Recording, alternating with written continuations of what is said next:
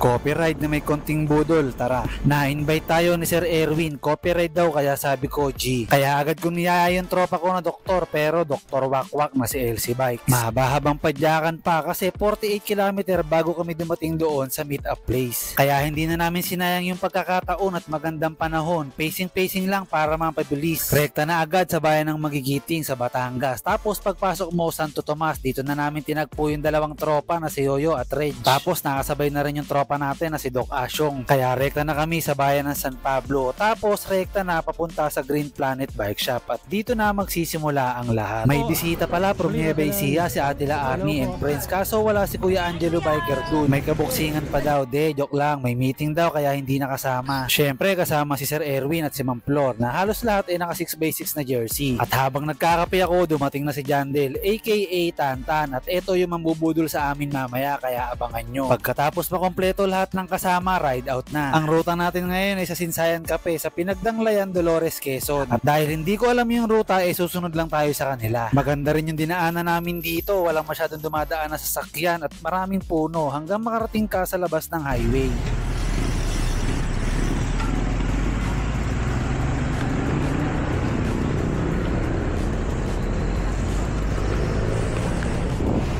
Tapos lumiko na kami dyan sa Sainato, Pabatoy Spring. At dito naman nag-uusap-usap na tungkol sa ruta. Basta bahala na. Dire-diretso lang kami hanggang sa mabasa ko tong barangay ng San Cristobal at dito naisip ko na talagang mag-aahon talaga yata kami mamaya. After na, nakarating na kami dito sa Dolores, Quezon. Tapos rekta kami sa simbahan. Syempre magdadasal muna at magpapasalamat para kami ay gabayan. At ako naman syempre nagdasal din na sana gabayan din ako sa mangyayaring budulan. At eto na ang sumunod na nangyari. Okay guys, magpapabudol na kami ngayon kay Tantan.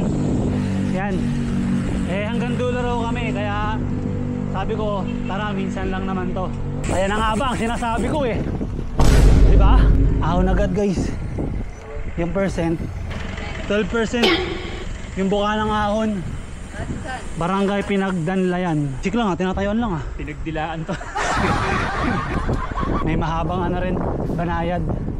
Naglalaro sa 2 to 3%.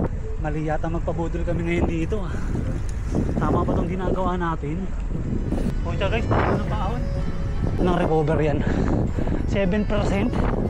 Bakit yung recover dyan? Ang inang dapat to pinuputol yung mga seat post Ginagamit po ang upuan.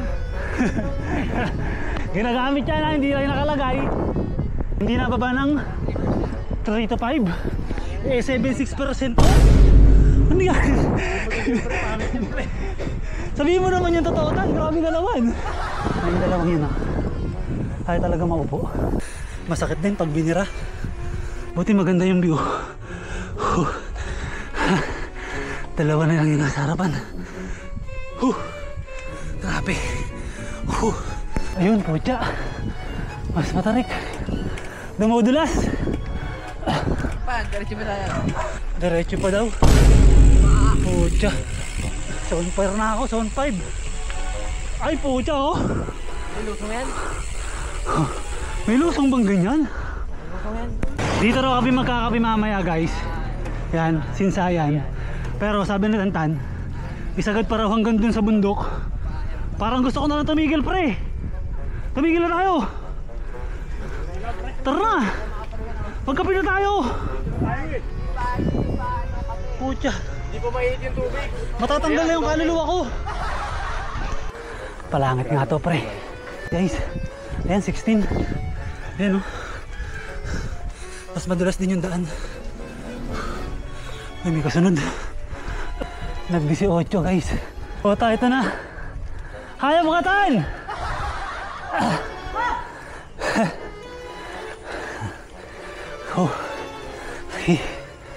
14 23.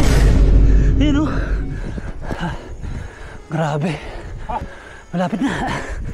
Grabe tan. Pero after yung bata na malaya ang bata. Tama na. Okay na kami doon.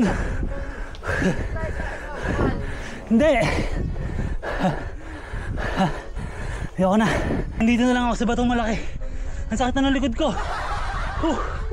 Hanip. Ayoko na. Pucha. Sabi ko hanggang dito na lang ako sa batong malaki na to Talagang binubudol tayo ni Tantan guys. Konti daw. Mga 200 meters. Tingnan natin kung 200 meters. Let's go. Ganda ng tuktok guys. Sagad natin. Titingnan lang natin. Ang ganda. Mount Banahaw, San Cristobal. Ayun oh. Hindi ako nagsisi guys. Ganda oh. O ba't nalusong pa kayo? Bababa pa. Hoy, tigilan nyo na kami. Bababa pa. Nililimang nyo kami sa kwento ha. Pre, bababa pre. Paano mag-picture na maganda pag bumaba ka pa dyan? Ibig sabihin tataas ka ulit. Tantan. Tantanan mo kami. Ito pala yung palatandaan dito guys. Yun yung laging view na maganda kasi hindi kitang bundok. Solid, ayun ang may bukal. Salamat sa budol Tan, grabe ka. Hindi budol yung nangyari guys. Alam nyo ginawa? Pinaspasan, pinahabol kami. Tapos para silang hindi napapagod, kumakoy pa, tara. Grabe. Pagdating sa taas, pinipicture lang tayo. Oo, binibidyohan. Pero solid guys. Ganda. Dito talaga. Babalikan pre. At dahil first time ko nga dito, tinikman ko na yung tubig dito sa bukal. Tapos nag-video at nagmuni-muni sa magandang view.